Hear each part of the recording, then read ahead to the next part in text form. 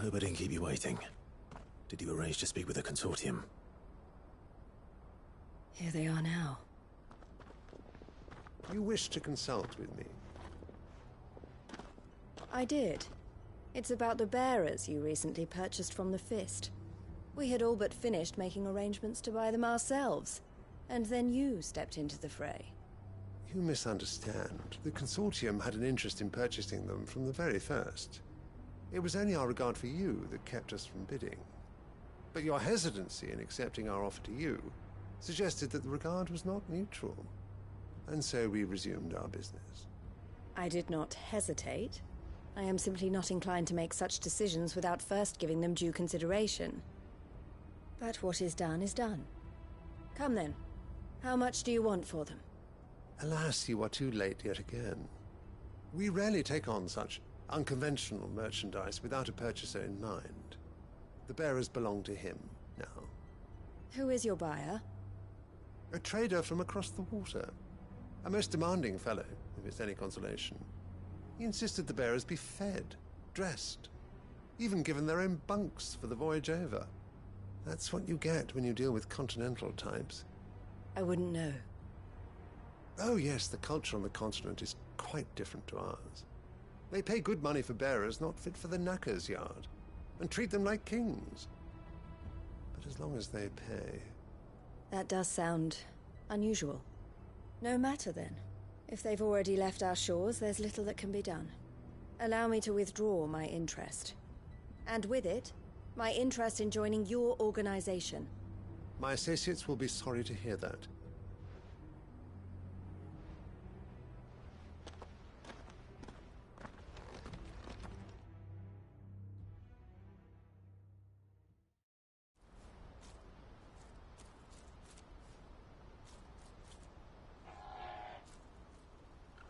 I'm sorry you weren't able to save them. As am I. But I only have myself to blame. He was right, you see. The Silver Peak Consortium did intend to buy those bearers before I did. Their representative hinted at a possible purchase when he came to recruit me. I feigned interest in joining them in the hope he might be encouraged to tell me more. And he did just that. As soon as he left, I sent my own offer to Randalar. So you never... No. I entertained the Consortium's proposal solely so I could learn more about those bearers. I was a fool to think they wouldn't find out. I knew exactly who I was dealing with. You tried. I did. And if what he said was true, the bearers are to be well treated. Which is something, at least. They deserved more. I wanted so badly to see them freed. Eloise! Eloise! Word from Cashlock. The village is under attack. A pack of beasts have come down from the mountains, and there's a dragon at its head. Theo and the others are trying to hold them off as best they can, but the odds are against them. They need help, and fast. Theo! I'll go on ahead. Thank you, Clive. I'll gather some men and join you there. Just... make sure he's safe.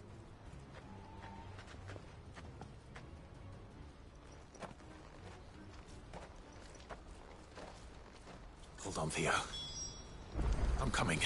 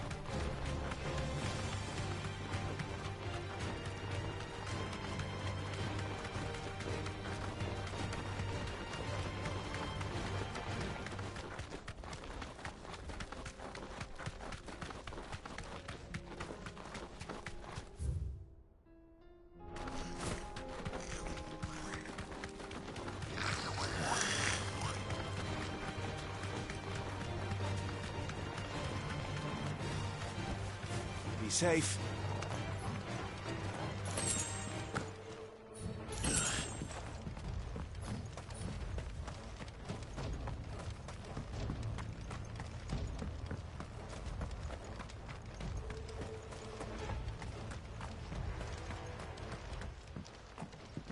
Where's Theodore? Upriver! He led the dragon that way to keep it from the village, but the whole area's flooded with ether. We just have to pray he makes it out in one piece. I can do better than that. Torgal, with me.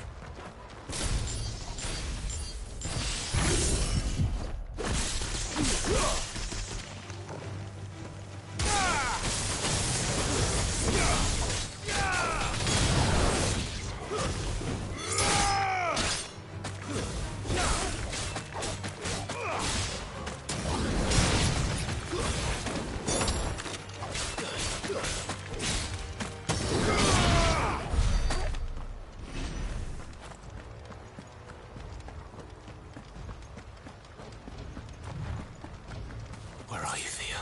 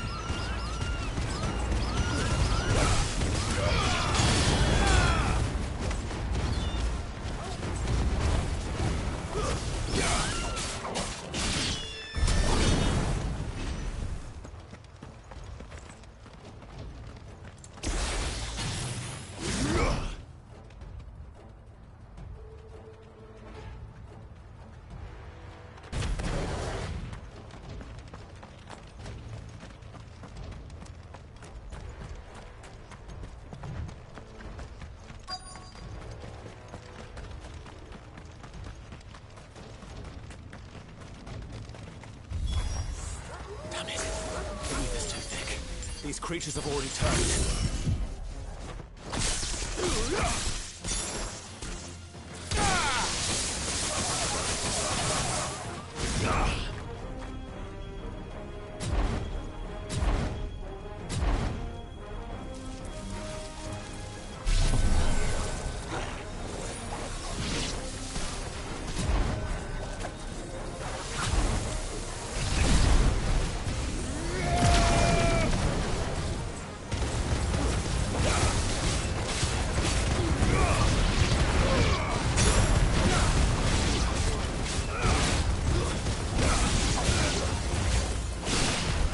Too slow.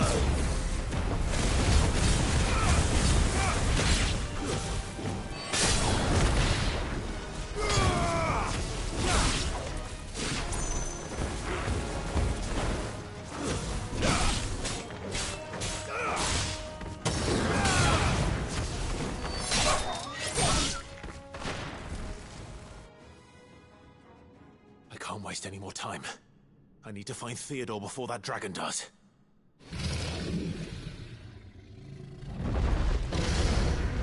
Looks like it's found me. This thing's turned as well. This isn't going to be easy.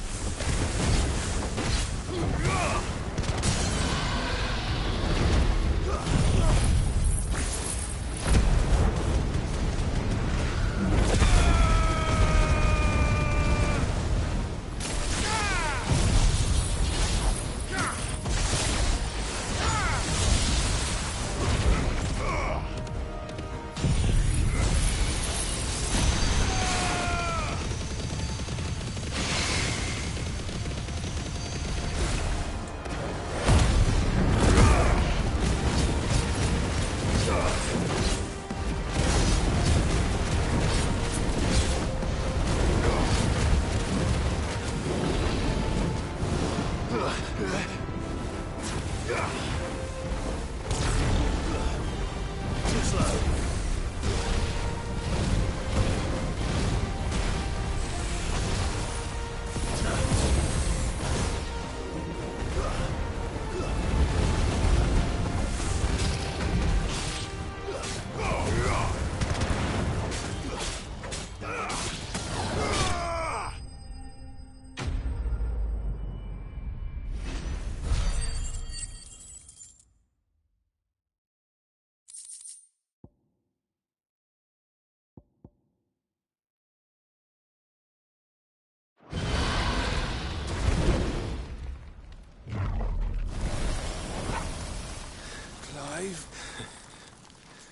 Theodore, you had me worried for...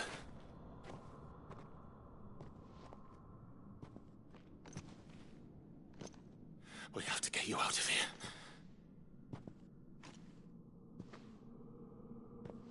I think it might be a little too late for that. Bearer or no, there's only so much ether a man can take, and that Drake just wouldn't let me leave. You have my thanks, Sid, for finishing what I could not. For keeping Elle's dream. Theodore!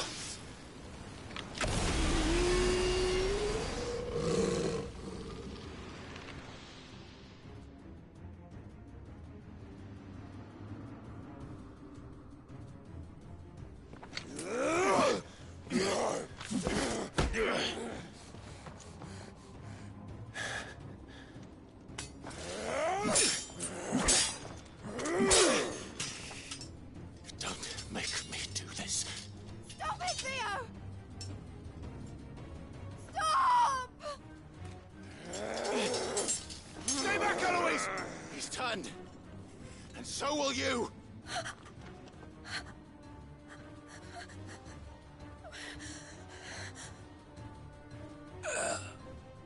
Elle. Theodore.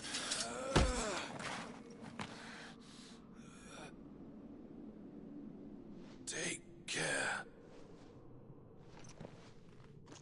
of my sister. Theodore, wait. Goodbye, Elle.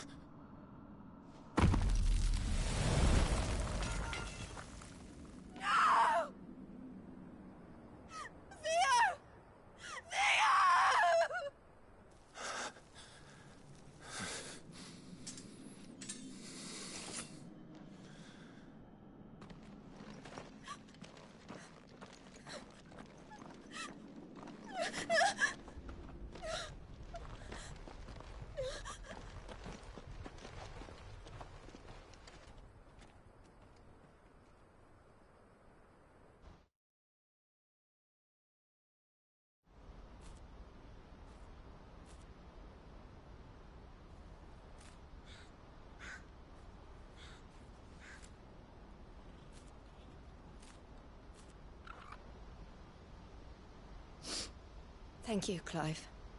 I think I'll be all right now. That was true bravery he showed. Leading the dragon away from the village like that. His first instinct was always to protect people. To put others' well-being before his own. And now he's gone. Because I sent him to that place, against his will. It wasn't against his will. He was ready to do whatever it took to show you he could stand on his own. So that you would finally be free to live your own life. To live my own life? He never could come to terms with the choice I made. What exactly happened? You once told me Theo was the first bearer you ever helped.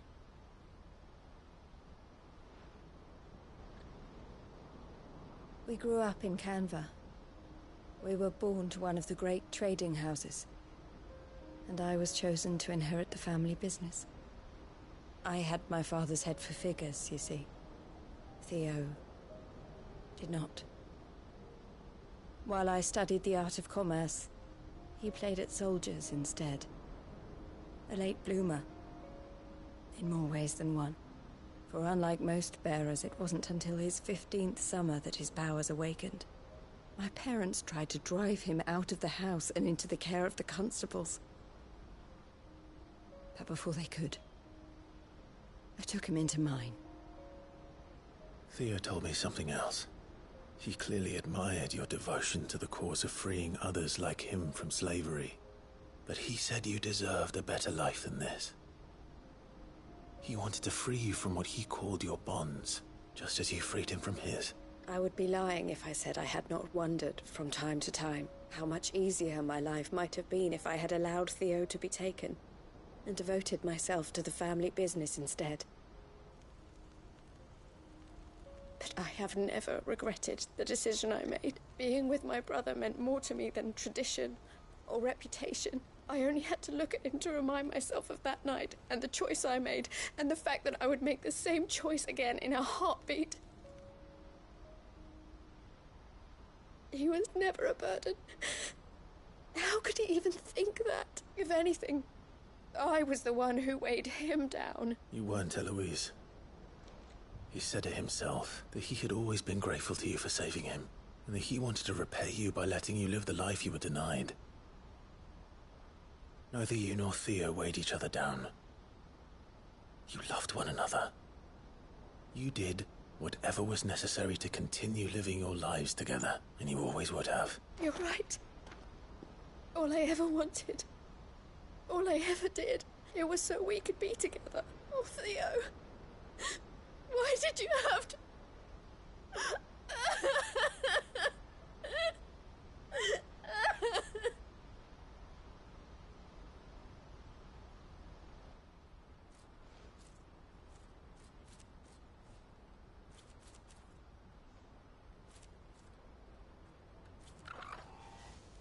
I know Theo wanted me to move on, but I'm staying here at the Crimson Caravans to continue our work.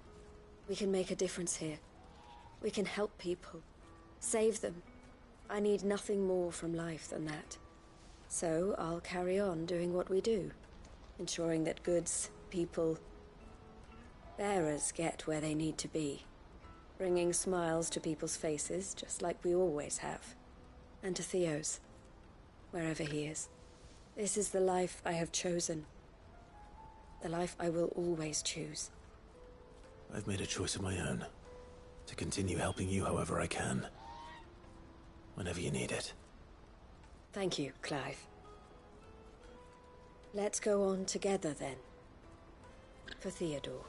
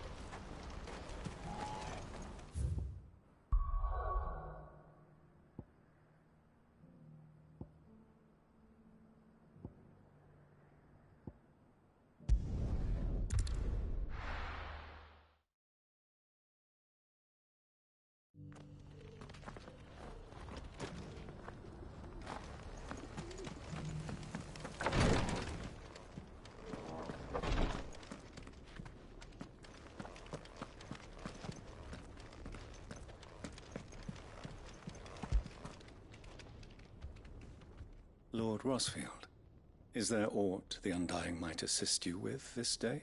Perhaps. My brother said that your order was helping him with his quest to uncover Ultima's origins. Have you learned anything of note since last we spoke? Little and less, I regret to report. I see. Be assured, however, that we will not rest until the truth is known.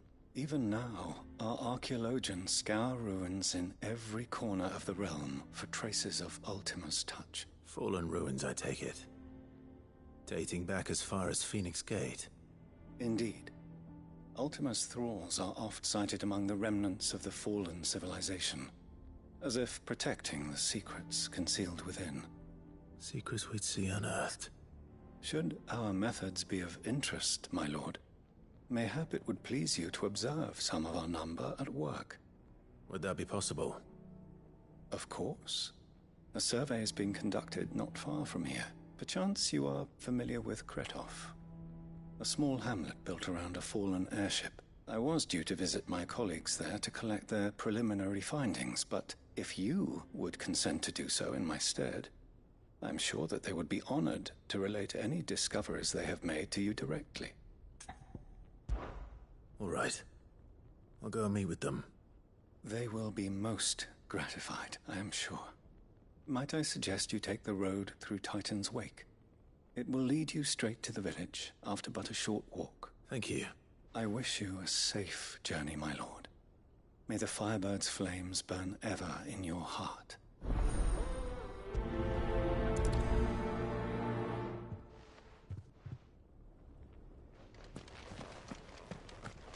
A village built around an airship. Sounds like another lost wing.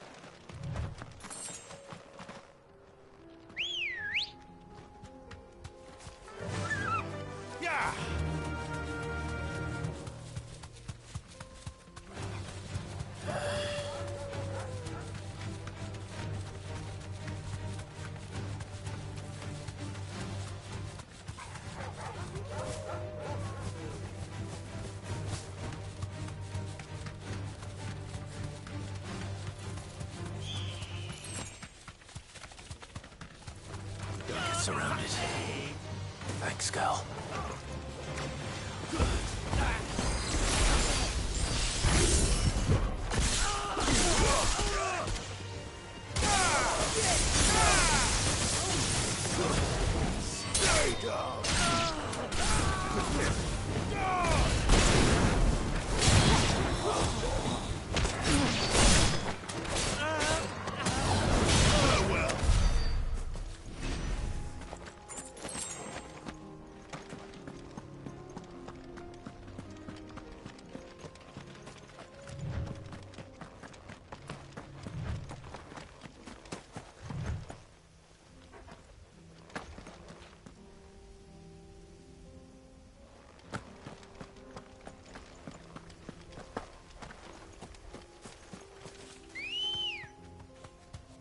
Come on.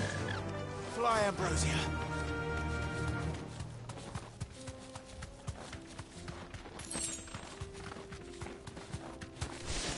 Be safe.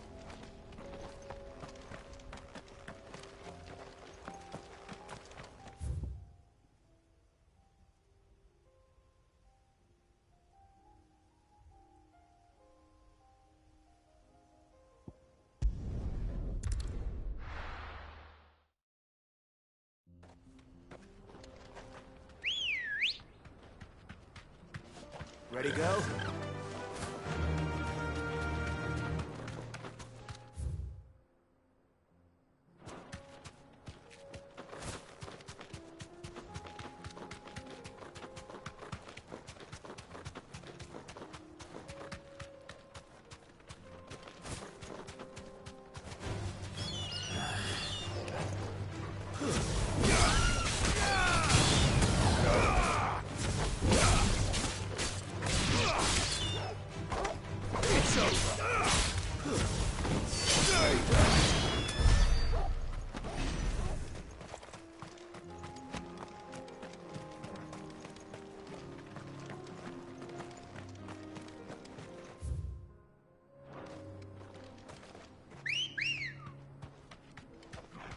Come on. Run like the wind.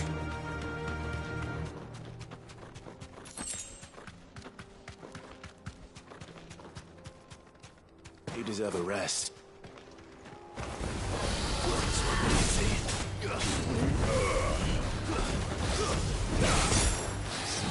Nice try.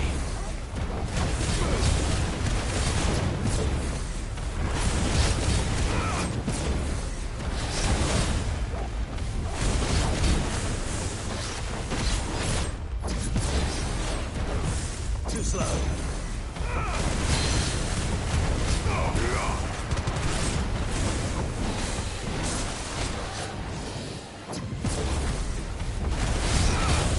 Nice try.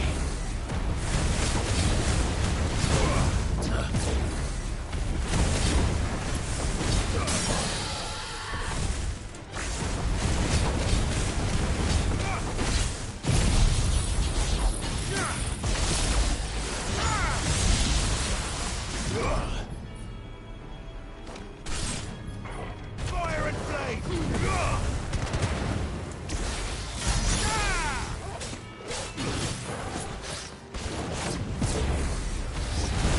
Nice try.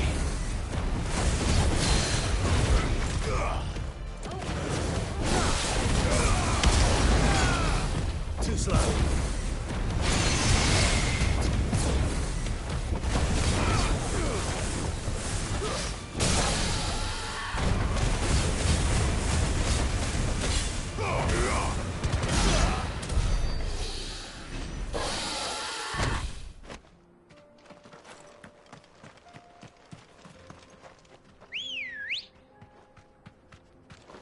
Ready, go?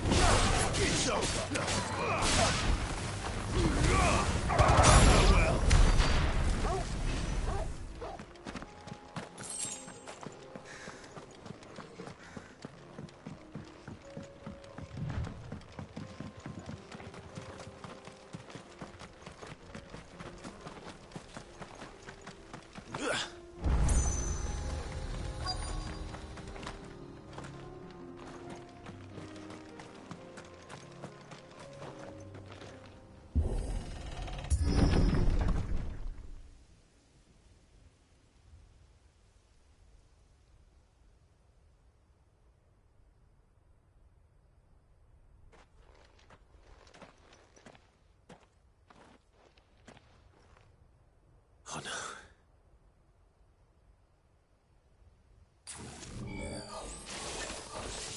You'll pay for this. There may still be survivors.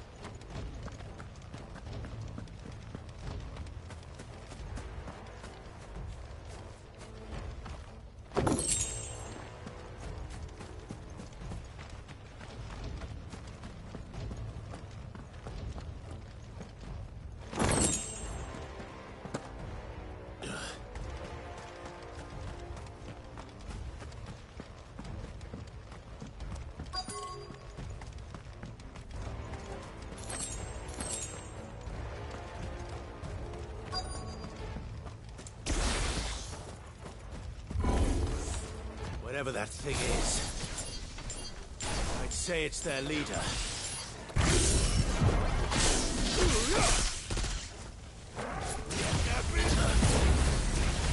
Too slow.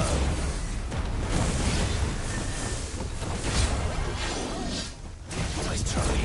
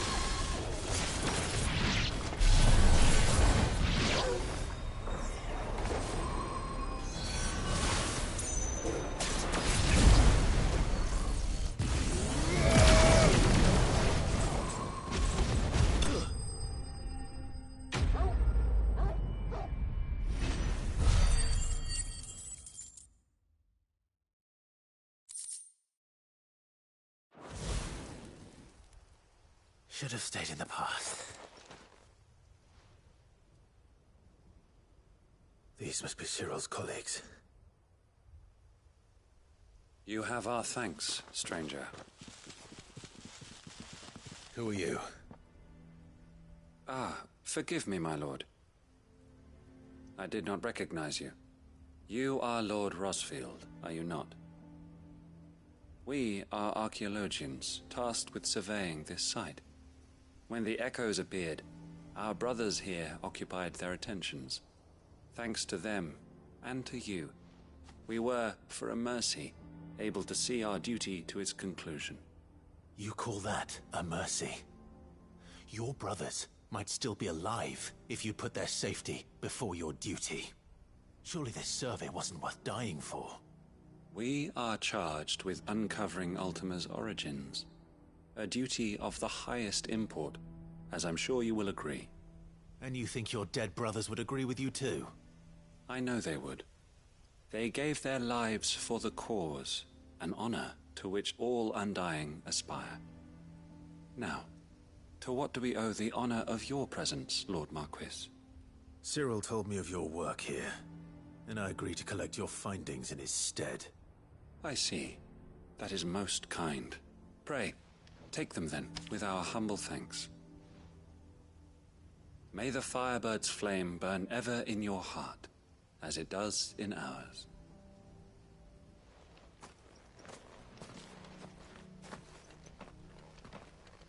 It's one thing to lay down your life for another, but for a survey...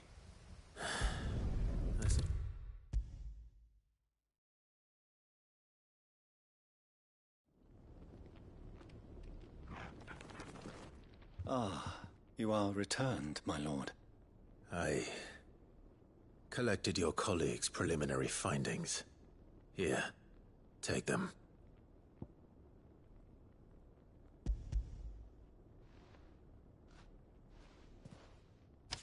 My thanks. I shall study them, and inform you forthwith if I discover aught that might aid you in your fight against Ultima. Cyril, your survey party suffered several losses in Kretov. Losses which could have been avoided, had the others not chosen to complete their work instead of saving their friends. Were these your orders? No. This was their choice.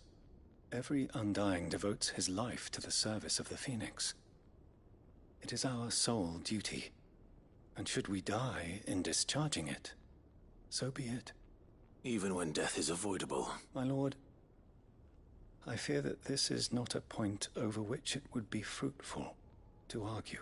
The Undying have served the Phoenix for countless generations, and your opinion of our methods, however earnest, is not like to change them. We live to serve the Phoenix.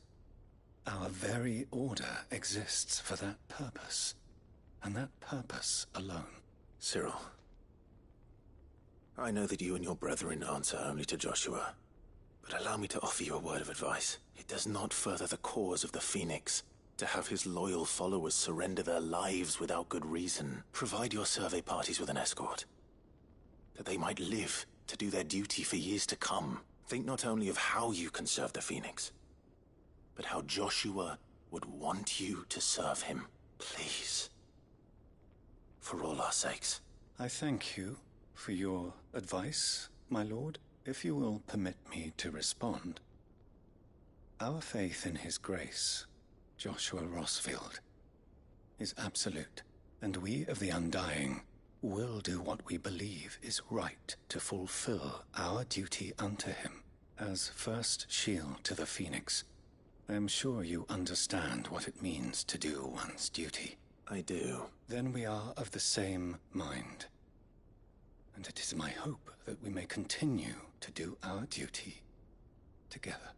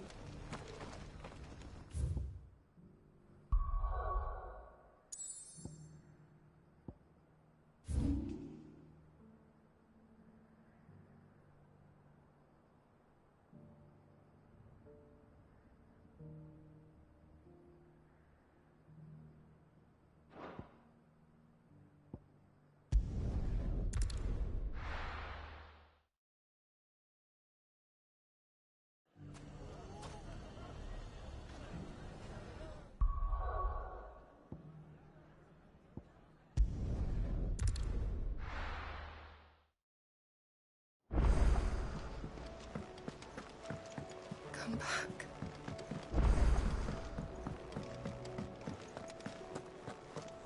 Oh, don't tell me we've run out of pep. Aye, it's a dangerous world out there.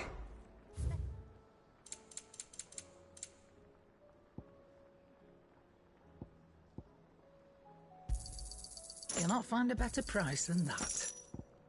Is that all? The stew's awfully thin these days. Oh, what do you expect?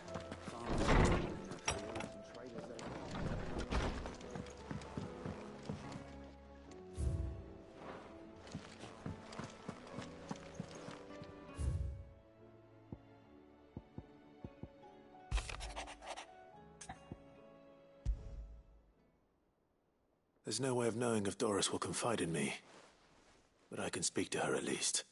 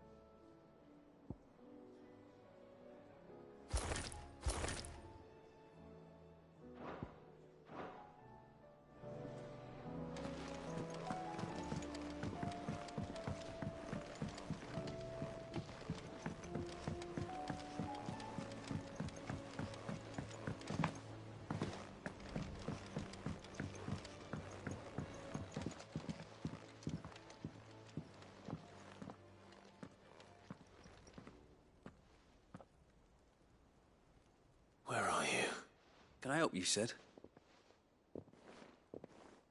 I'm looking for Doris. Is she here? I'm afraid not. She's at Martha's Rest on a job. My job, actually. When she heard what the mission was, she insisted on going herself. Alone. Did she? What was the mission? Following up on some new information.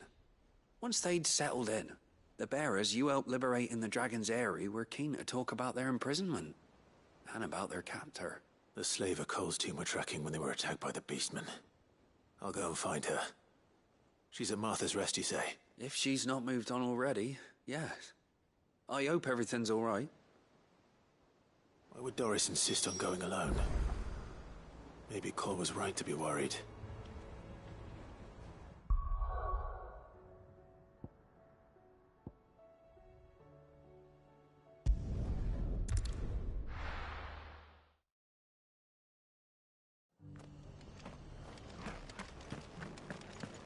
Doris should be somewhere nearby. Assuming she's still here.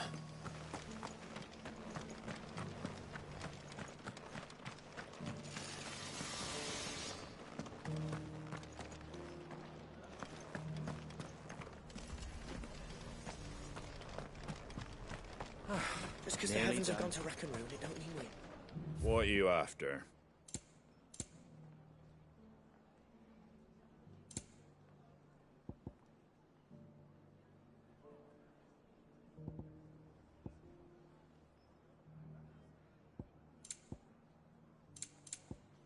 That all, is it?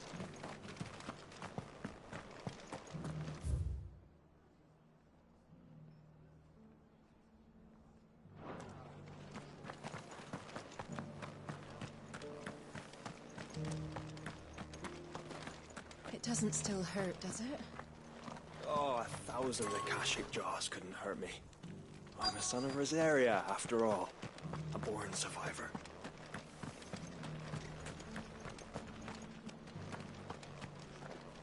I've got greens of all shapes and sizes. Looking for shelter. Colours too. Come on Mostly inside, green, I'll though. introduce you to Martha.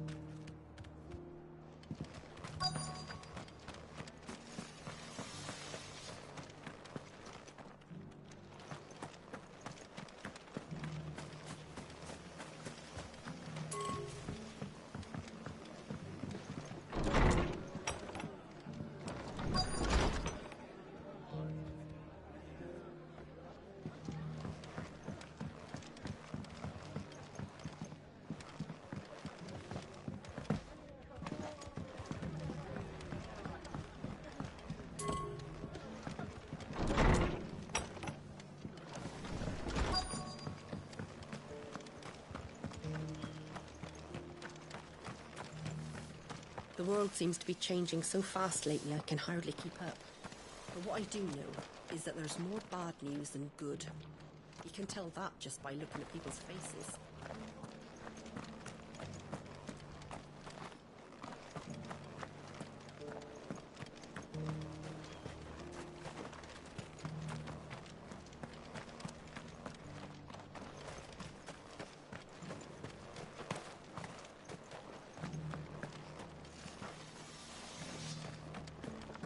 Want to know how to tell if the world's going to rack and ruin? Look for busy bladesmiths.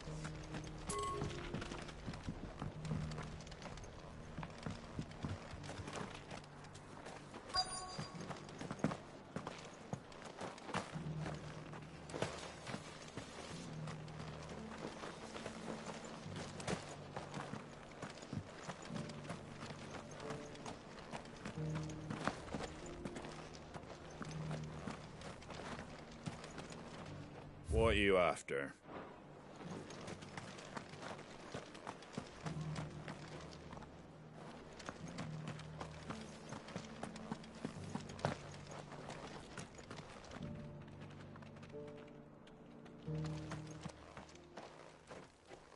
It's been a pleasure, Doris.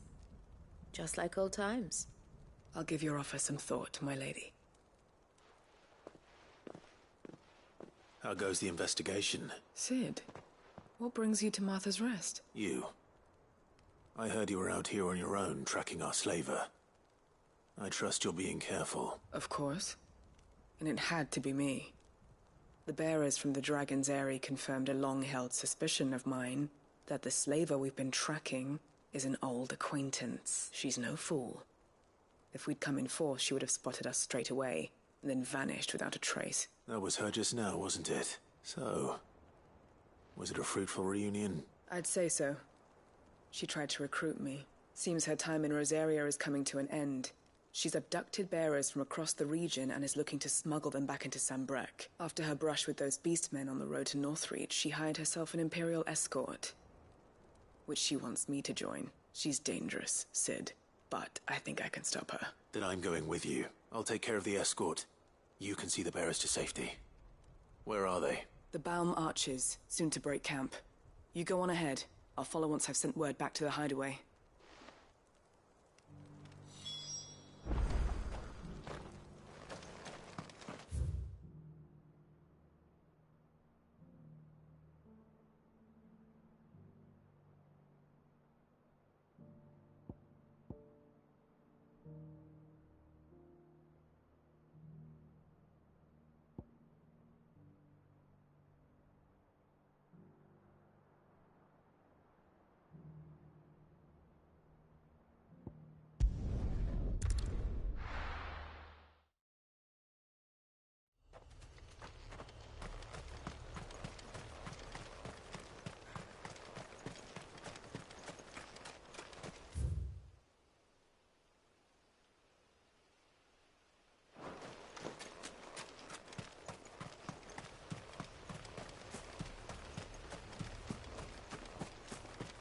No use calling Ambrosia now.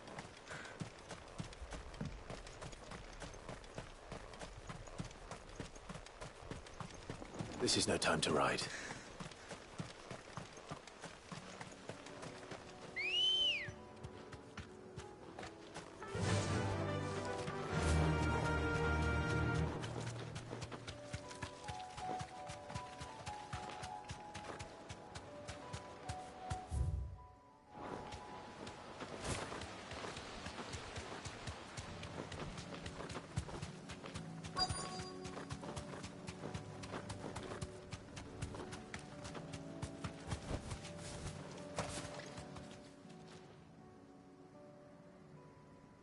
Good. They haven't broken camp yet. How did Doris come to know a slaver, I wonder?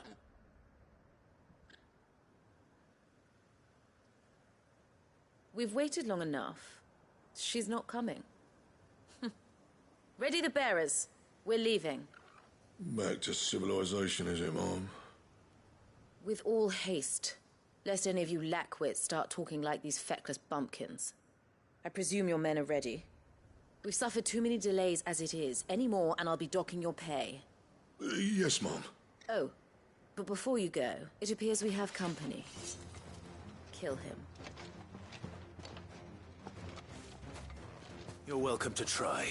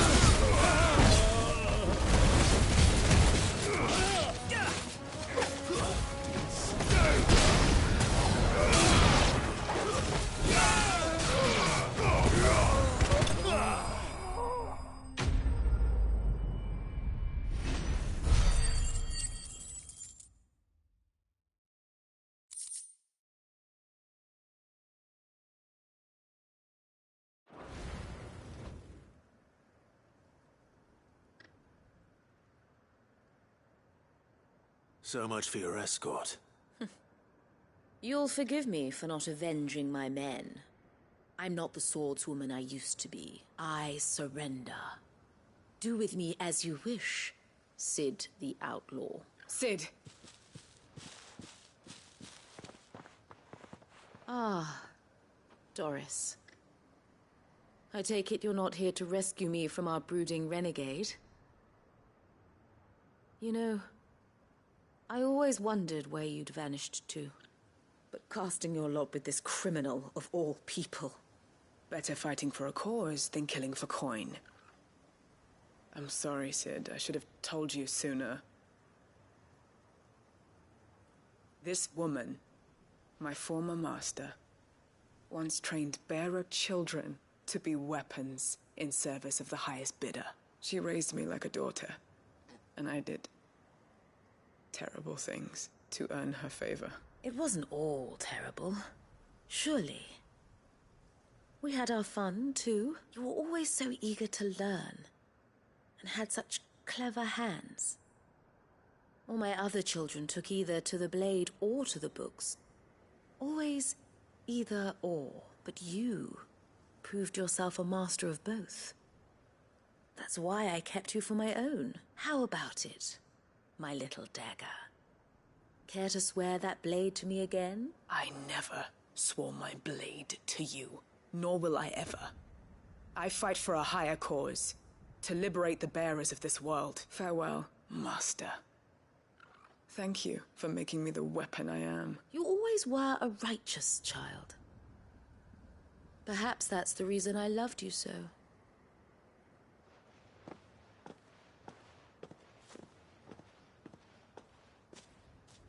What do you want to do with her? I am not the killer she wanted me to be. Not anymore, and she no longer has friends in high places. The Dame does, though. Her connections at the Imperial Court will see that justice is done. All right. If you're certain. I am. And thank you for everything. Now, I better let these bearers know that they're safe.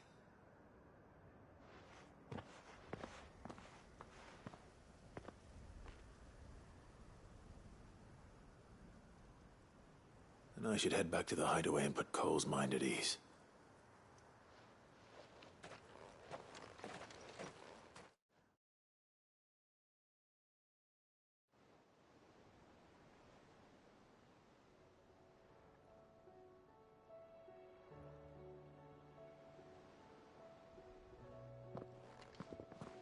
Welcome back, Sid.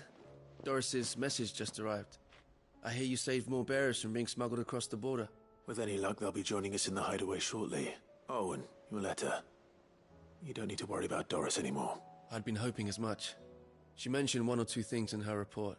So the slaver we'd been chasing all these months was her former master. Wish I'd known.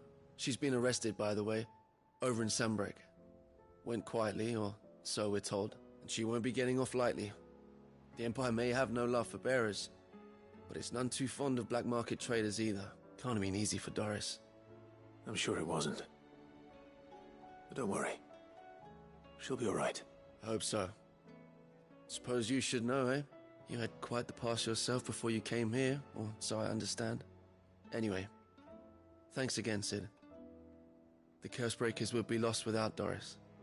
And you, of course. Keep up the good work, Cole.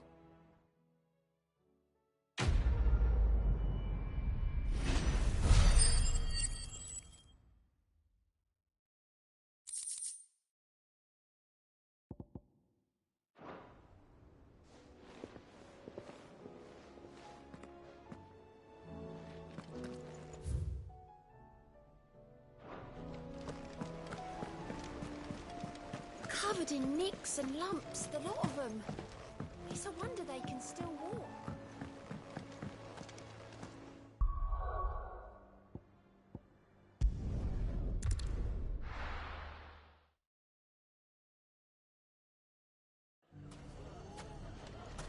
Everything's back the way it was. Take that, you naughty thing!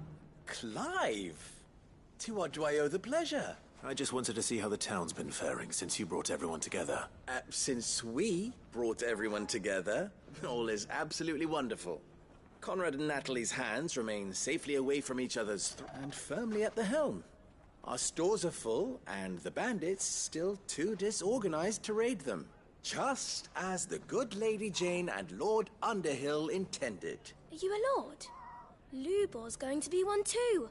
They're going to make him the Lord of Dalamil, because of how he stopped all the grown-ups from fighting. It's the mayor of Dalamil, dear child, and the vote hasn't taken place just yet. But if the people wish me to lead them, I shall. And my first act will be to build a school so that menaces like you two learn not to interrupt your elders. Speaking of menaces, there may be a rather worrying one just over the horizon. May there indeed. I'm afraid the example Conrad and Natalie set in putting aside their differences and presenting a united front might have caught the bandits' attention, and they might have elected to take a similar approach. They have formed what one could call a League of Outlaws, and they grow more organized by the day. We'll fight them all off just like last time, no matter how many of them there are. Won't we, Lubor? Of course we will. If we continue to work together, we can overcome any challenge we choose to face. The longer we avoid facing this one, the more difficult it will be.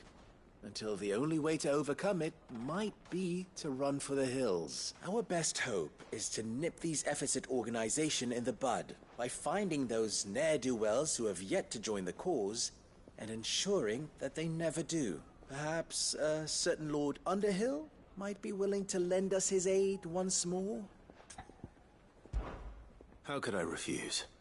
Thank you, my lord. Victor will fill you in on the particulars. I have him stationed by the desert gate, receiving and collating reports from my scouts. Such an amenable soul. He reminds me of you. I'll go and speak with him.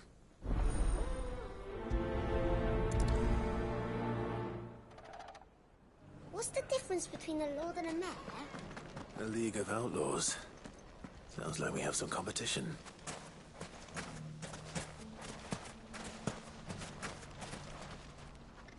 Still in Dalamil, Victor? Ah, Sid. I thought you'd have returned to Cosnis by now. I did. Then I came back. I've developed something of a fondness for the place. And having worked so hard to see it saved from one fate, it would seem remiss to abandon it to another. A sentiment Master Lubor certainly isn't shy about exploiting. Hence my doing his bidding yet again. You're not the only one. What does he want you to do? He asked for my aid in putting down the bandits, and he said that you might be able to help me find them. Then you've come at just the right time. I was on my way to speak with Conrad about how to organize our forces.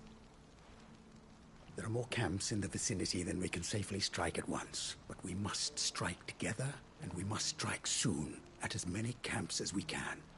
We can't give this league of theirs time to rally its forces. All right. Which camp shall I take? There's one upriver. Just out there, across the dunes. Leave it with me.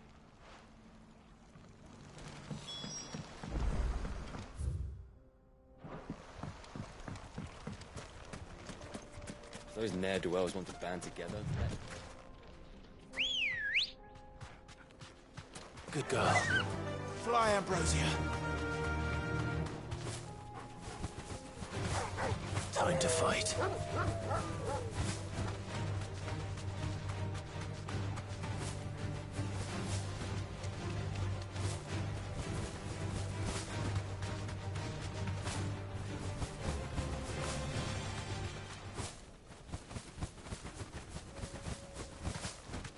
That must be the camp Victor mentioned. Come on then, Toggle. Thanks, Gal. That's him! The one who killed Locke and Fingers! Take his head off! Ugh.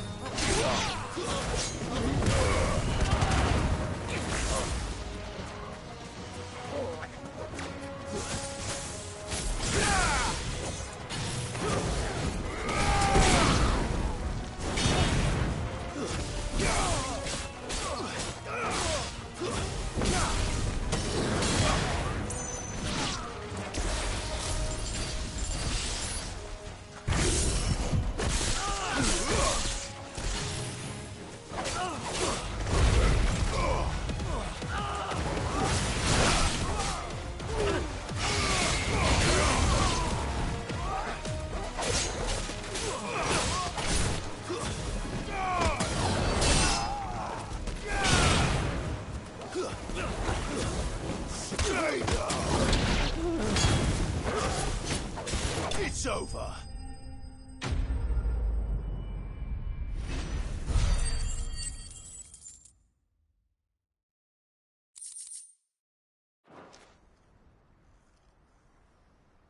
I better let Victor know. Sid, where are you?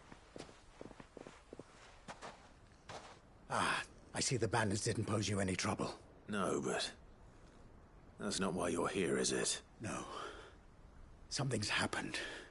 We need you back in Dalimil. What is it? The whole town's in uproar. They're saying that Lubor is a bearer. What? Seems that one of our parties wasn't as thorough as they should have been. They let one of the bandits escape, and his escape route took him right through Dalimil. Some of the children spotted him, and he was about to silence them. And when Lubor felled him with a bolt of magic and without a crystal. But that's not possible. It is, if he's a bearer and has been hiding it all these years, which is what people are saying. If he has, well, I wouldn't blame him. No man is branded by choice. Still, all those people see is a man who's lied to them all his life. One who has made a leader of himself when the world believed he should have been a slave. Fuck. I don't know where we go from here, but I know one thing. Lubor needs all the friends he can get right now. You're right.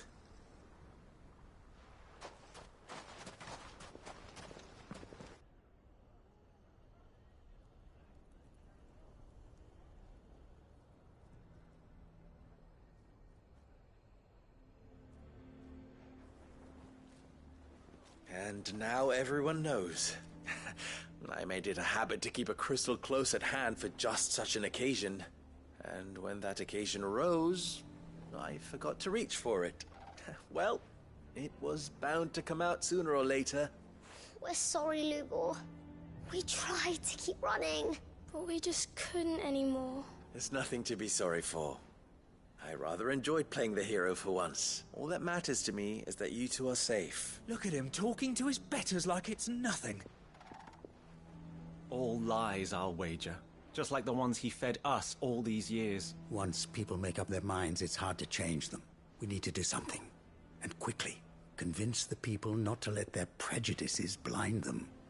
Convince them that nothing has changed. That their enemy lies outside these walls, not within them. You're right. We should speak to everyone. I'm glad you agree. I'll handle the townsfolk. I'm a Dalmec born and bred. They listen to me. You head to the tavern. Make Conrad and Natalie remember who Lubor really is. They know that Lubor and I are friends. I might not make for the most impartial of interlocutors. Lord Underhill of Randalar's League of Merchants, however, is a trusted and impartial mediator of note. I'll do what I can.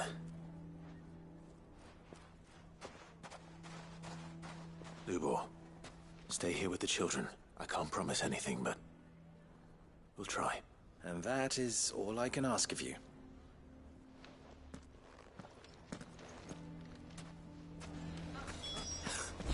Why are you taking the bearers?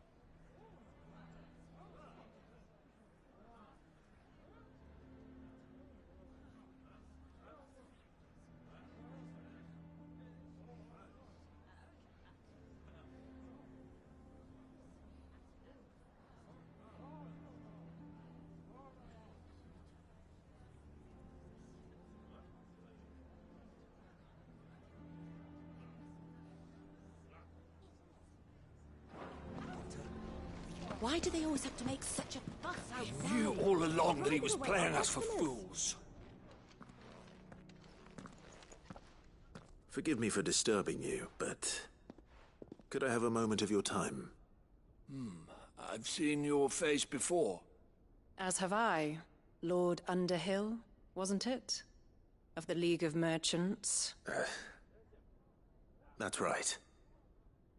I wanted to speak to you about Lubor. The rumors that he's a bearer. All true, I'm afraid. He'll never be mayor now. Not if I have anything to do with it. But what of his wares? Bearer or no, his steel is highly valued throughout the Republic. In this at least, he's done the town a service. Might that not earn him a little leniency? Leniency? He pretended to be one of us when he was laughing behind our backs all the while. I'm sorry, my lord, but he lied to us. He lied to you. He cannot be trusted. So what do you propose? Will you drive him from his home? Close his forge? Perhaps. That is a question for the people of Dalimil. And they will thank you not to get involved.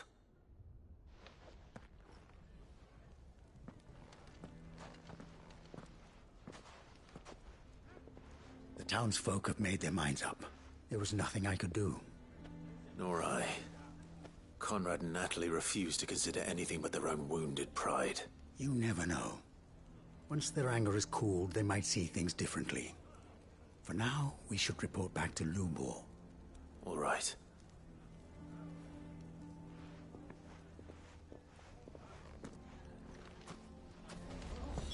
Why the hell would Victor take the bearers? I assume the situation is hopeless? There's still hope. But...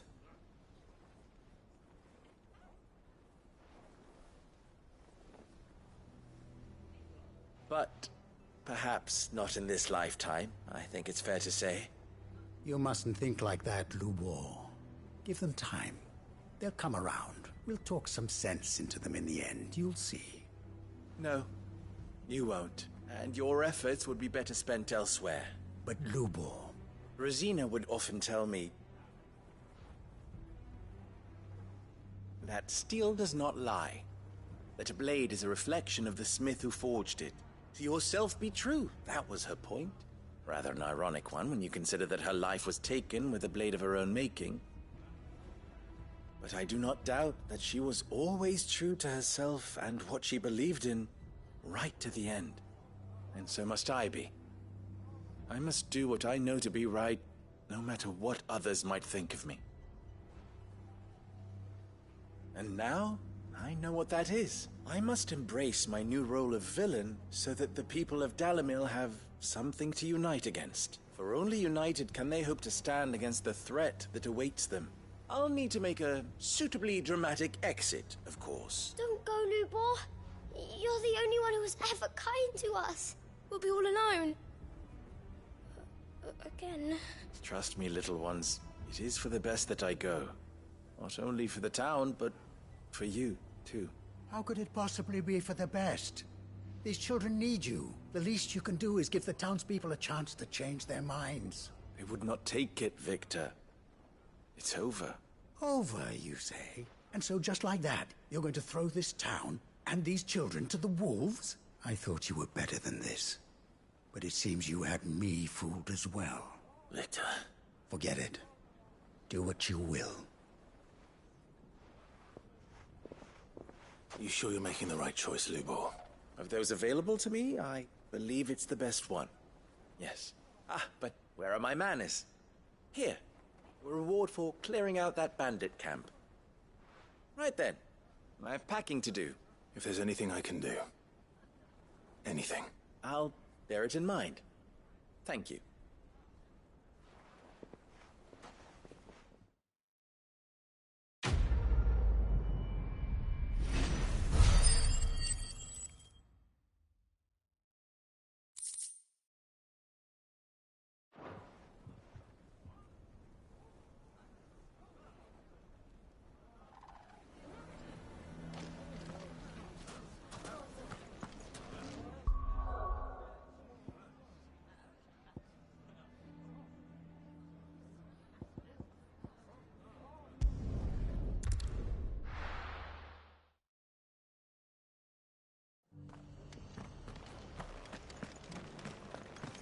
Guardians of the Flame were true friends to the rest. Fought our enemies. Our kings. Joined us. Ah, Clive. I was just about to send for you. I'd like you to take something to Sir Wade up in Eastpool. Seeds for planting. Thought it was about time they started growing their own food. I'll keep providing them with whatever they need in the meantime, of course. But if Eastpool's going to survive, it's got to be able to fend for itself. As have those poor bearers.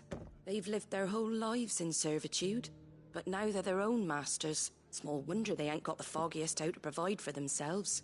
So it's up to us to teach them. And if you're wondering why you, well, the Wagoneers taking supplies up that way have been coming back with more and more reports of Akashic around the village of late. Sir Wade's putting a brave face on it, but I think even he's starting to worry. And if he's likely to share those concerns with anyone, it's you. All right. Thanks. Wouldn't ask if I didn't have to. There.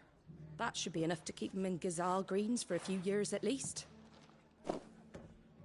Gazal Greens. Not the most mouth-watering crop, I'll admit. But they're hardy, they grow fast, and they fill a hole. Better that than something that'll wither away at first frost, and chocobos love 'em too, which is no small thing. When I say all of us need to pull together to get Eastpool back on its feet, I mean all of us. They ain't exactly succulent, but cook 'em right, and they're just about bearable. I'll take your word for it. Anyway, Sir Wade'll know what to do with them. And if he don't, well, I'll go up there and show him myself. I'm sure you will.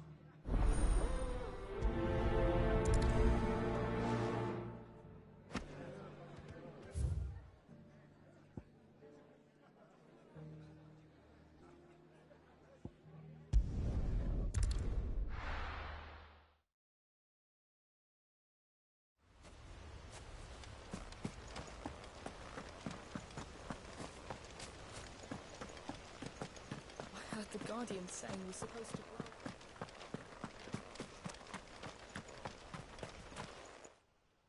Ah, Lord Rossfield, what brings you to Eastpool? A delivery from Martha.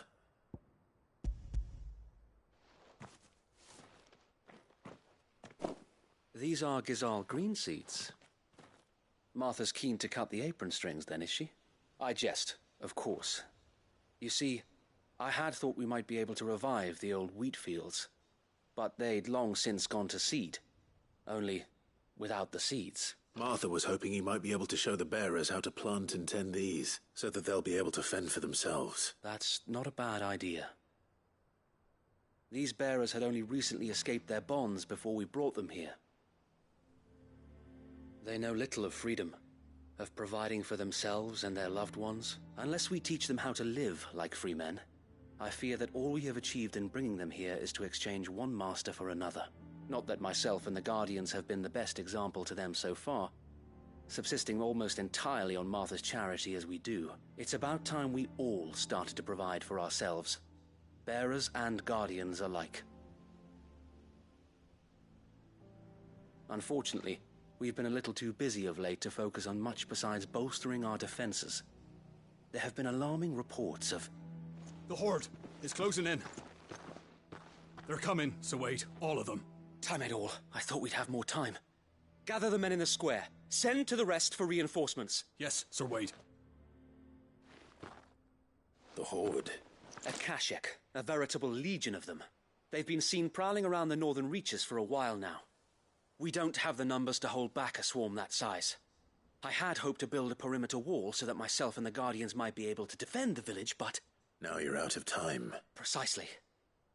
If reinforcements from the rest arrive before they do, we may just scrape through, but I fear that's rather an enormous if. What if you could call on reinforcements from Eastpool? You mean the bearers? We brought them here so they might live, not die, fighting for their lives. So wait. You said you lack men to defend the village. Are the bearers not men? Do they not wish to see Eastpool saved, though they may not be trained soldiers like your Guardians? What help they are able to offer could still prove the difference between victory and defeat. You're right, my lord. I will appeal to them.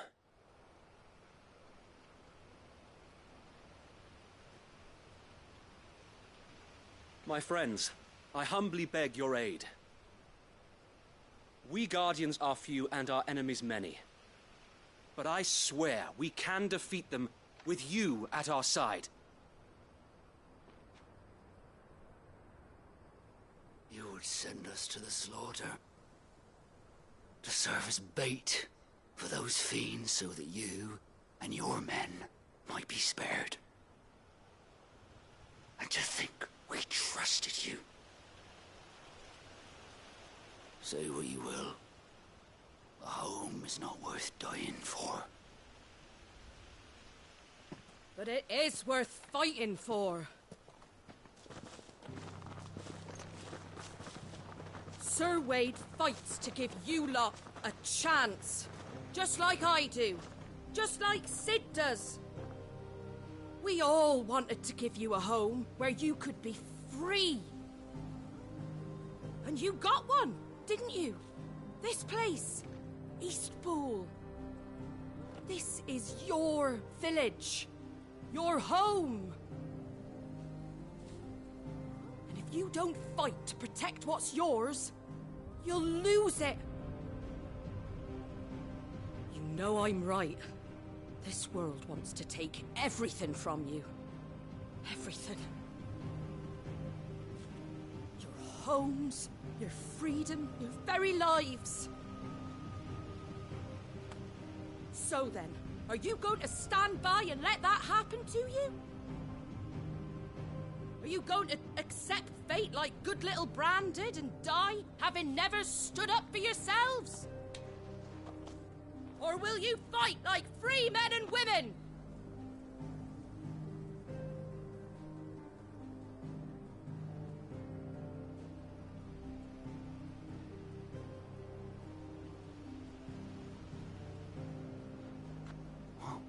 What do you do? All right. Give me a sword. I never dreamt I'd have a home of my own. And now that I have, I don't want to lose it. I will protect what's mine, or die trying. We all will. Free men and women, fighting together.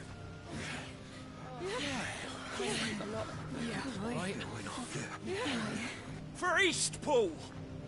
For Eastpool! Let's go.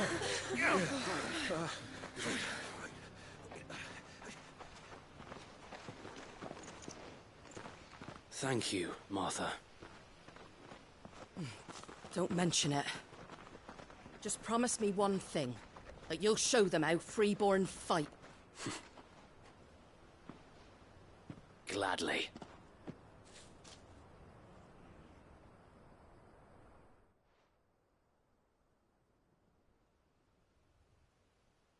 Well, if it was numbers you were lacking, you certainly won't be now. Thanks to you. Me? Oh, I just love the sound of my own voice. Lord Rossfield, my lady, we're ready. So what's the plan of action? We'll divide our forces into several small detachments, each made up of guardians, bearers, and guards from the rest. These will position themselves at strategic points around the village. Upon engaging with the Akashic, each detachment will keep the creatures occupied as best they can, steadily retreating all the while. You're going to lure them into the village? I am. We will have neither the time nor the resources to treat the wounded, so injuries must be avoided at all costs. Instead, we will focus purely on defense at first. By coordinating our withdrawal through the use of messengers drawn from among the bearers, we will aim to have the swarm converge at a point of our choosing. With luck, that point will be the village square, the perfect place for our most able warriors to surround them and fall upon them, and for you and I to finish them off. A sound plan, but one that'll require a leader with a cool head and strong nerves to coordinate the retreat. I'd say you have both in abundance, Sir Wade, but you'll be...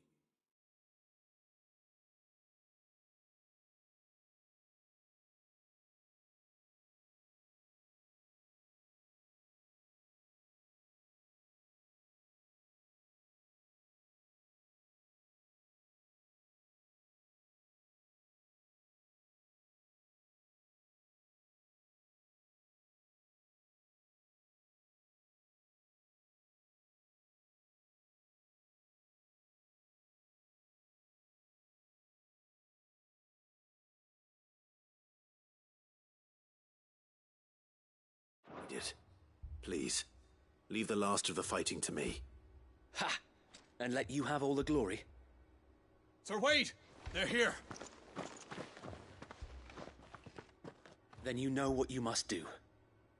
We work together, everyone playing their part, each shielding the other that no man might fall, that Eastpool might live on. For Rosaria!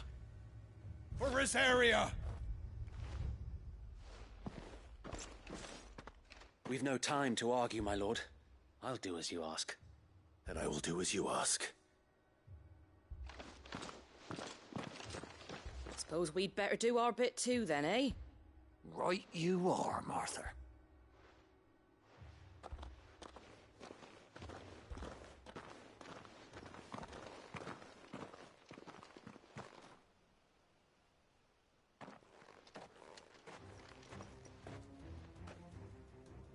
The calm before the storm.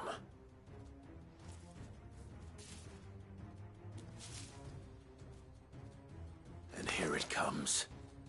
I will not let this village fall.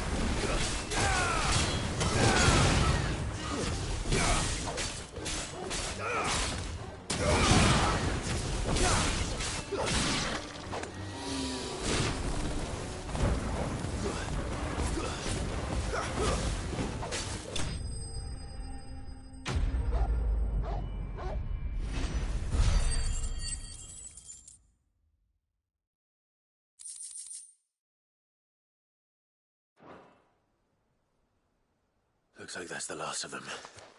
Lord Rossfield! Change of plan! What is it? Owl from the rest. An Akashic curl's been sighted on Rhiannon's ride and is headed in their direction. Well, the better half of her guard is here. So wait, how many Akashic remain in Eastpool? Hard to say. My men are still facing some resistance, but I think the worst is behind us. I could order a detachment or two to fall back and... No. Let them finish the job.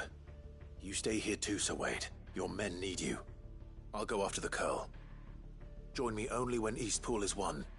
If you're sure, my lord. May the Founder protect you.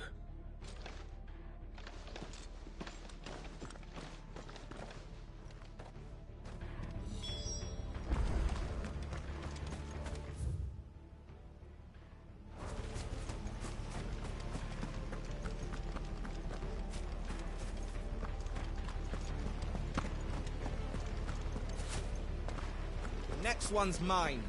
I might not know one in...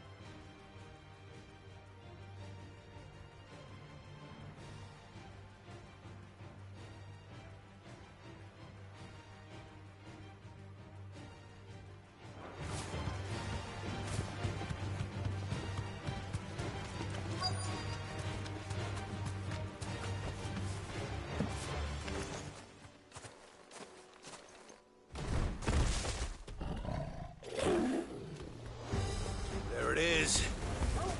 With me, Torgal.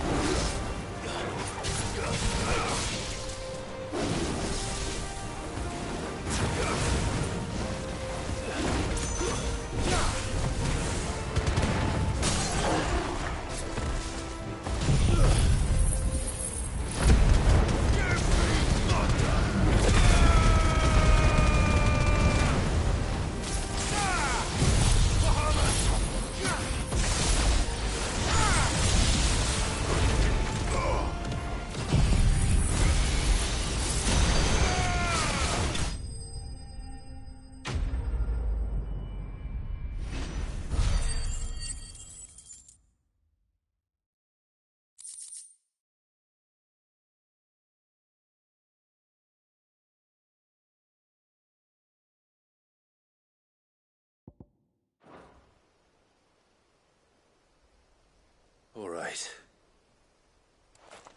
Back to Eastpool.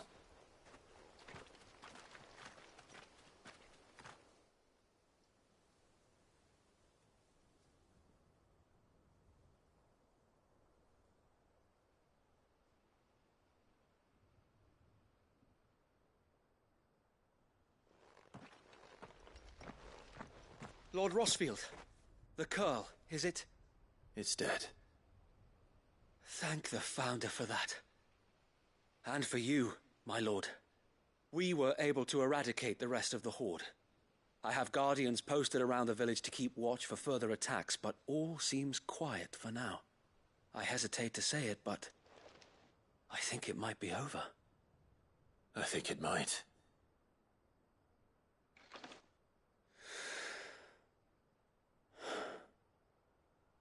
We did it. We saved Eastpool. Thank you, my friends. Thank you. No, Sir Wade.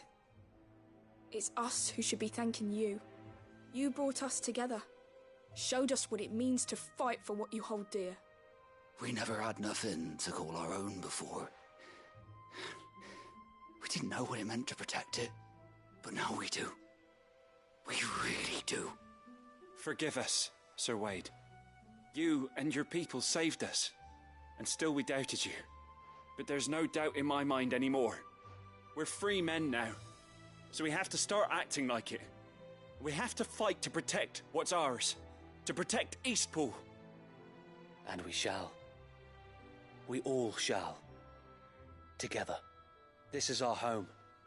And if anyone or anything tries to take it away, they'll have us to answer to. Come on then.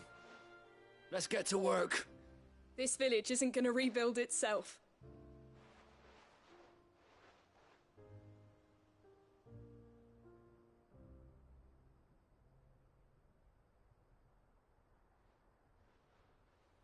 They're not slaves anymore.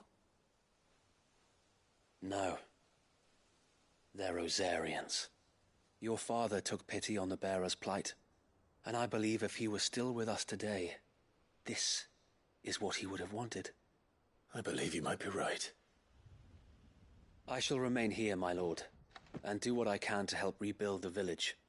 After all, this is my home now too, and I could hardly call myself an East Poolian if I didn't pull my weight. I think you'll find it's East Pudlian, Sir Wade. But you should be proud all the same. I'll have to pull my weight too. Can't have the rest getting outclassed. Speaking of which, I ought to be getting back. Can we continue to count on your support, Martha? Of course, and I'd be counting on yours too.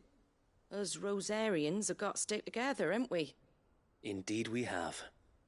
And Clive, come by the Golden Stables when you get the chance. I ain't paid you for delivering them seeds yet. All right, I will.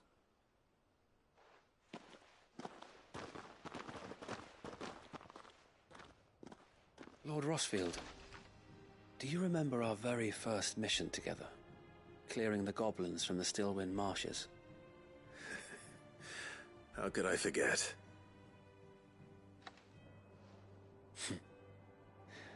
There's one sight that I shall never forget. You, facing off against that giant Morble. Not a trace of fear on your face. Since that day, there have been more than a few times when I felt like giving up.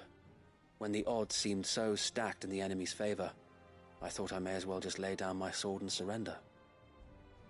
But every time I would think back to the look in your eyes that day and remember what it means to be a shield. Know that whatever trials Eastpool may face, I shall never lose courage. Thanks to you. So Wade, you have always been a true shield. I know that Eastpool, and indeed all of Rosaria, will be safe in your hands. Thank you, my lord. I know the rest of the world will be safe in yours. I'll do my best.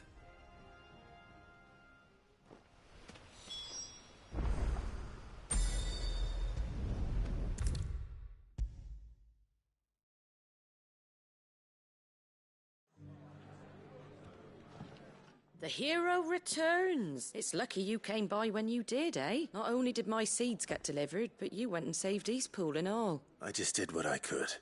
And it's only right that you get rewarded for it.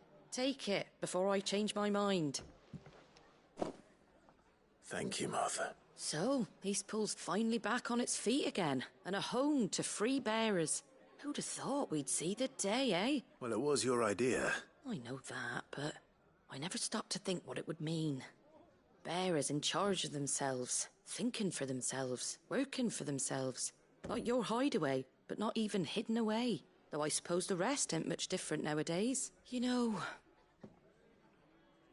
bearers living free like that reminds me of when I first met Sid. Loath as I am to recall that particular day. I take it you didn't always see eye to eye.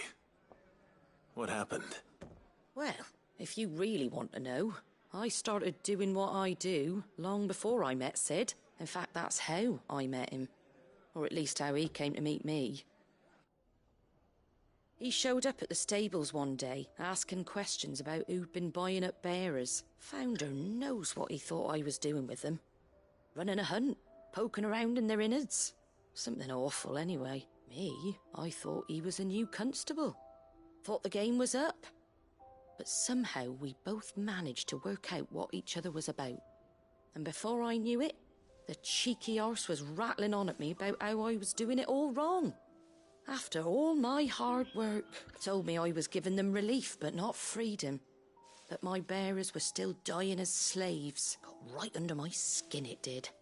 Told him if he didn't like it, he could bugger off and report me to the garrison. And you know what he did? He smiled, and then he laughed.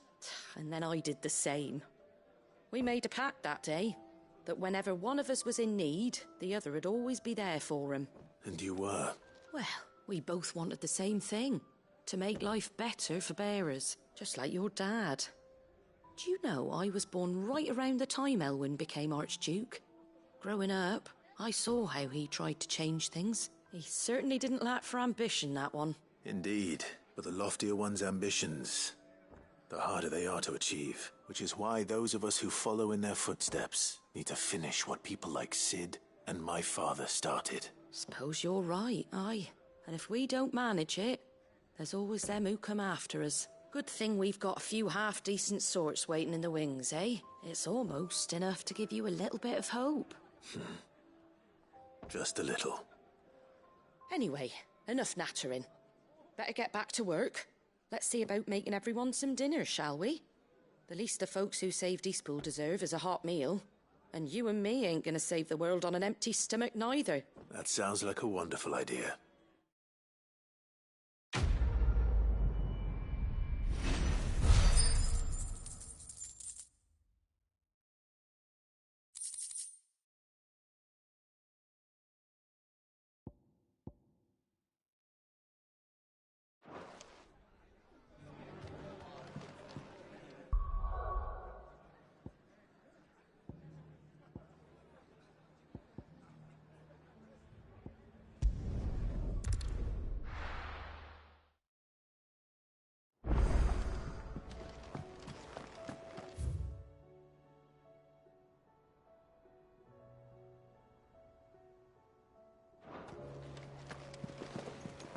Covered in nicks and lumps, the lot of them.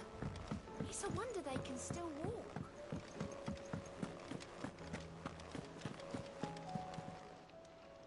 How may I help you today, Clive?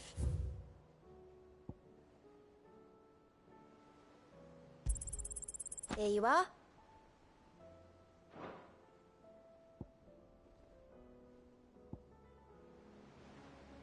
Come again. I may have more for you.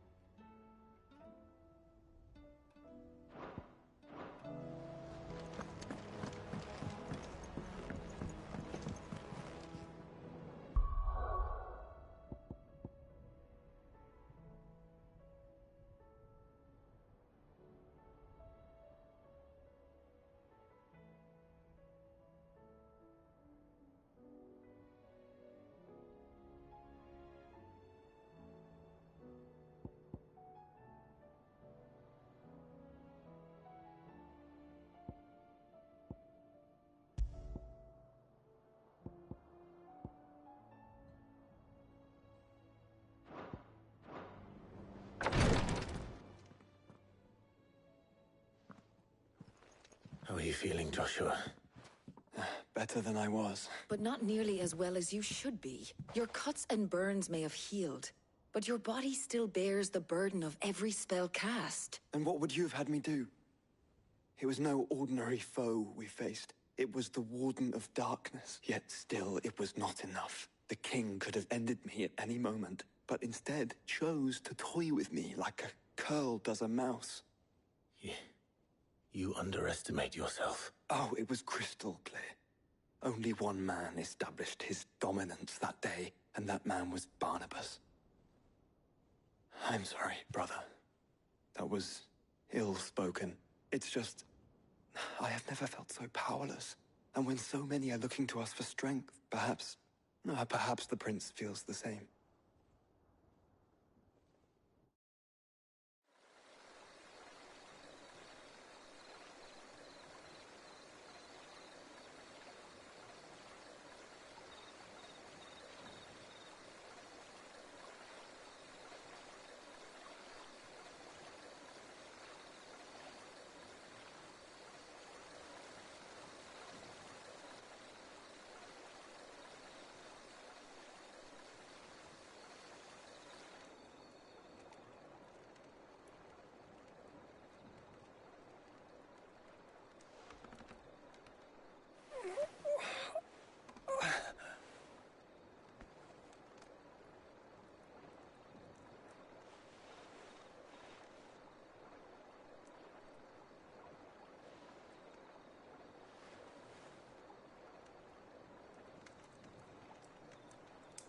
is this place?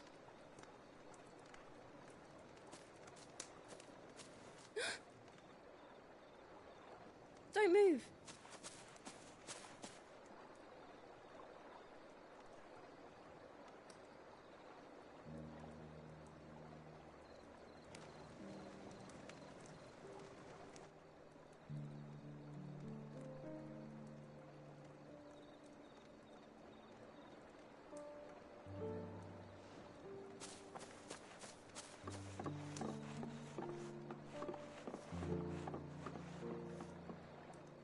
Here, it's fresh from the well.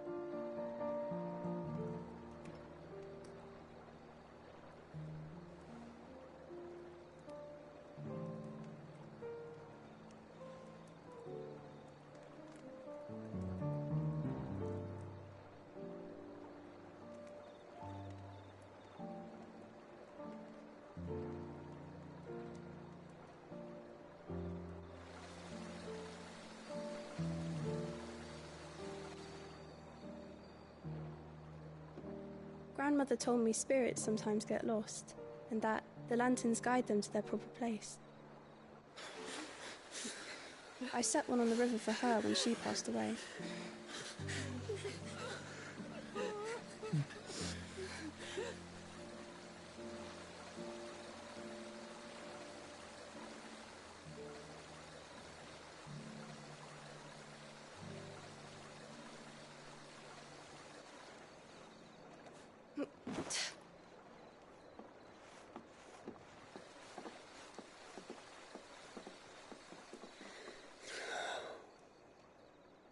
The fiend works from the shadows.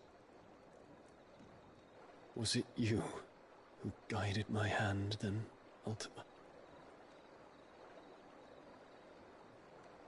No, not you. This is my doing, my fault, my sin to bear. And for it, I must atone. Your hurts are healing nicely. It was my poultices that saw you well. You make them? And sell them, or try to. Earns me enough for bread, most days. Forgive me. I have nothing to... I know, but I couldn't just leave you lying there.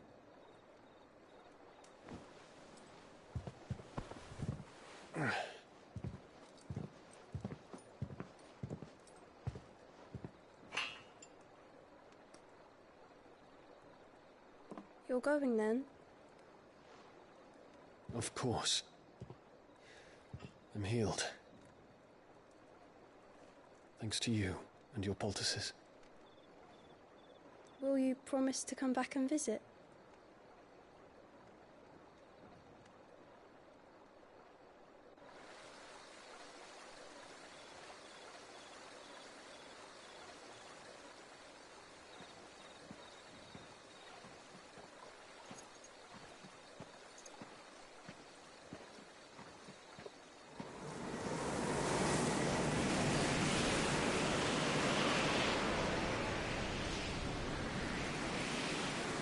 Well, Phoenix, it would seem that I owe you my wings.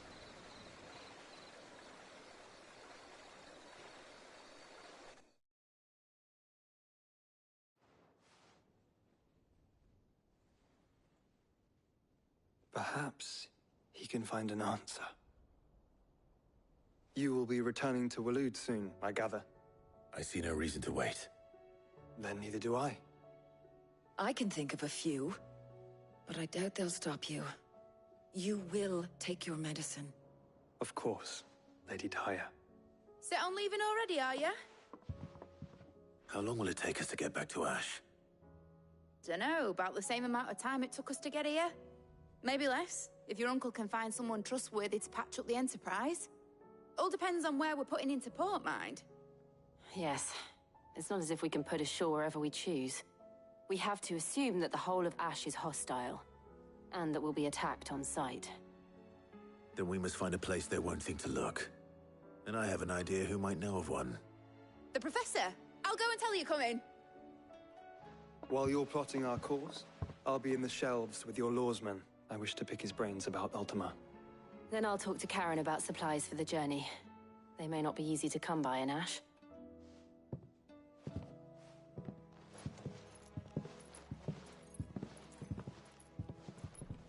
Your brother's body won't take much more of this recklessness. You know that, don't you? I do.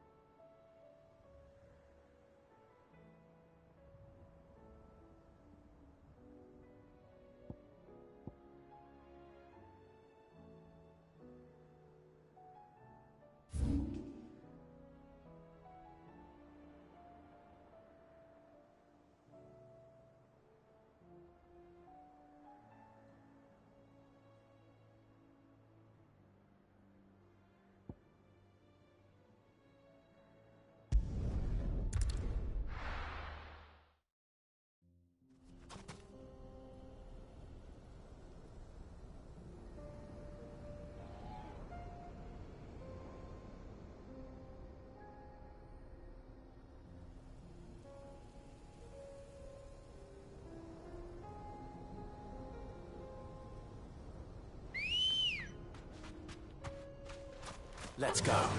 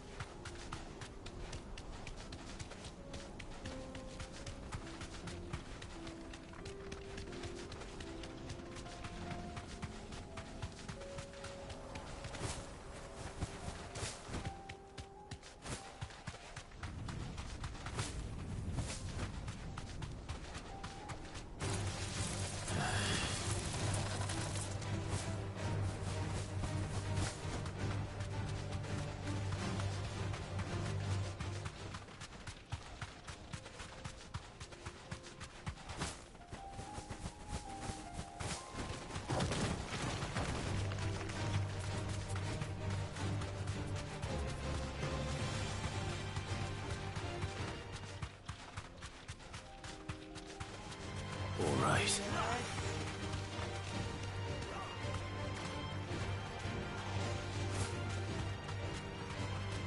You deserve a rest.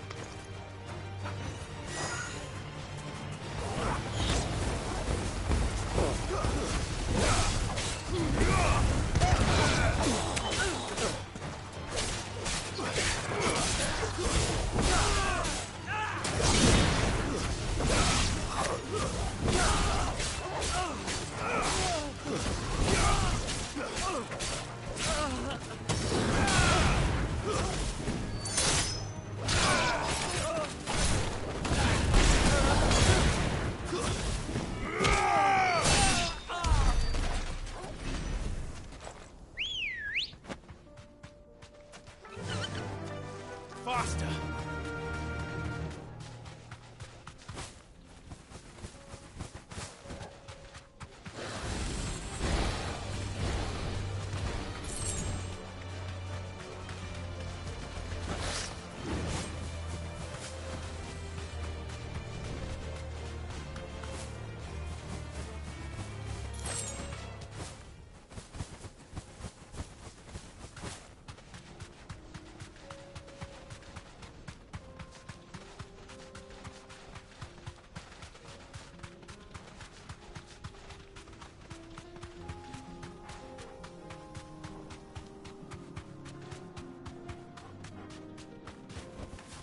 Thanks, girl.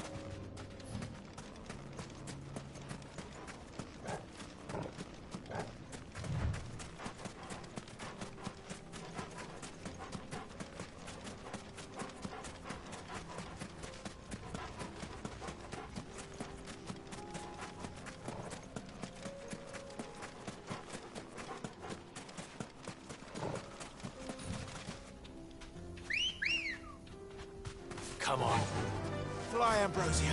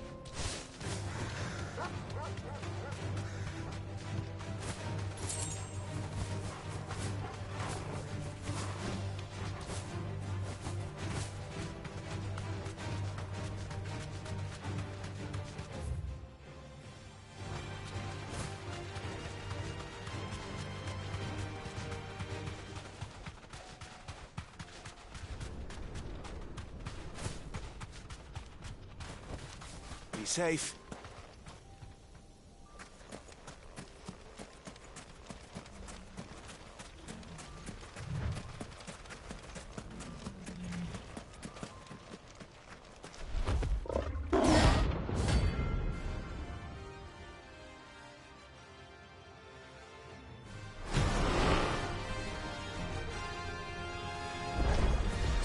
We're not gonna outrun this one. Stay close, Torvald.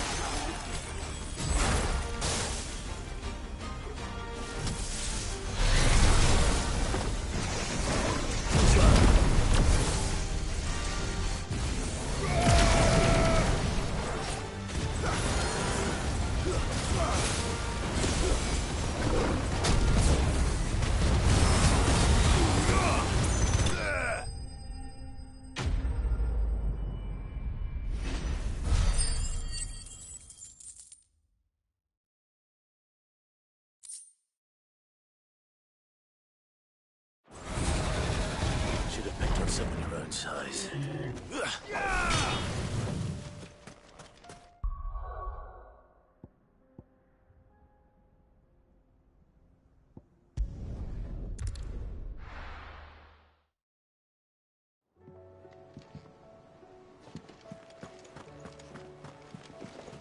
Covered in nicks and lumps, the lot of them.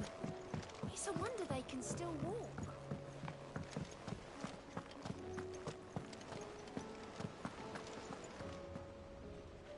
I still say it were a compliment. Say it all you like. It doesn't... Ah, Clive. I was wondering when you'd arrive. Please tell me you've come to take our young prodigy here off my hands. I'm not here for Mid. I need information on Ash. Then why not ask Molly if you can look in one of her ovens? Go on. As soon as the Enterprise is ready, we'll be setting out for Drake's Spine, and we're going to need a safe place to land. Preferably one that won't see my ship blown to shit and splinters. If it were that easy, do you think Waloed would have resisted invasion for so long? Very little is known of Ash, and the information we do have is spotty and outdated. We have the good King Barnabas to thank for that. Waloed's borders have been closed to outsiders since the day he seized the throne. If there is anywhere safe to land, you won't find it on my map. Then tell us what we will find. I'm sure you know better than we do. But no splinters! All right. If it will get you out of my hair. But interrupt me, and it's over. Understood?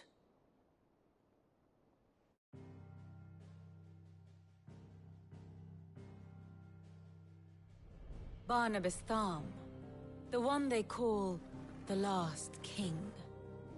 Understand him, and you will understand the kingdom of Waloed.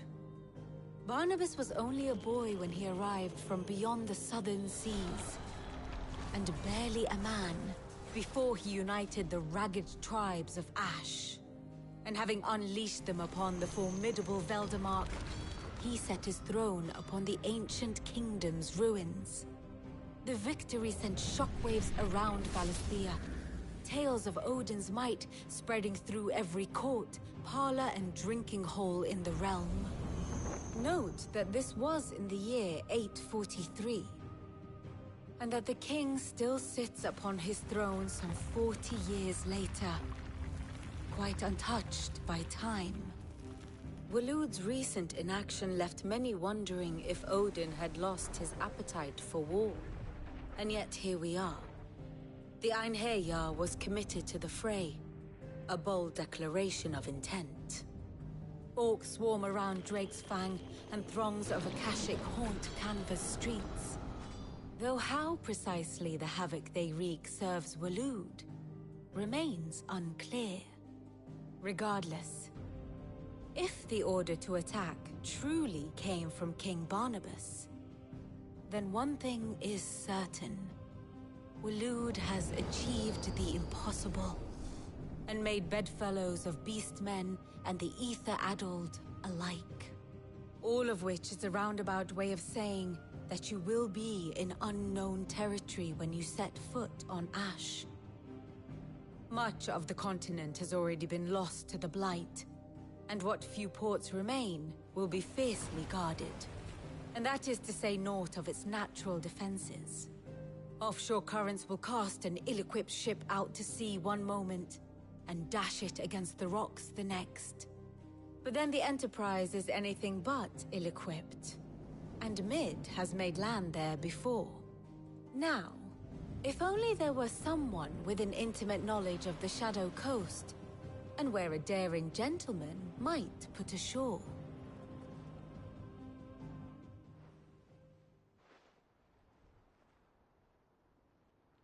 You see, Clive, you had the answer all along. Do you think you can get us back to that beach, Mid? Picked you up from it, didn't I? Not that it were easy. The currents were a right bastard. But then, if it wasn't hard, it wouldn't be worth doing, would it? Well said. Thank you, Lady Vivian. If a few morsels of common knowledge and a sprinkling of tavern talk are worthy of your thanks, I wonder what genuine intelligence might earn me. Probably more visits. Mid, I need everyone in the ale hall now. I'll fetch Joshua from the shelves. Aye, aye, Captain.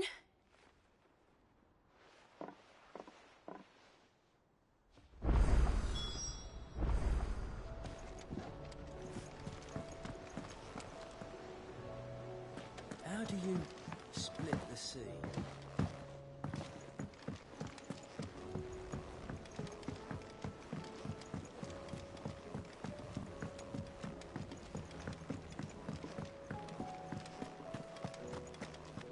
Oh, don't tell me we've run out of papio nuts. Aye, it's a dangerous world out there.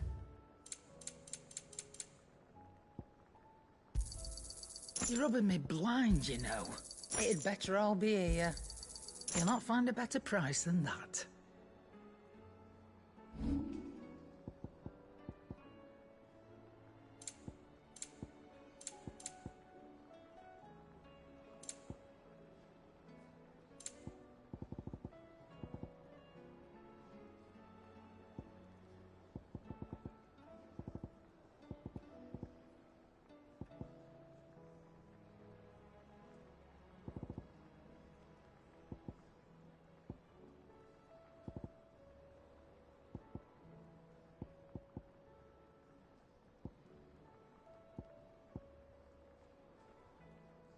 Finished, are you?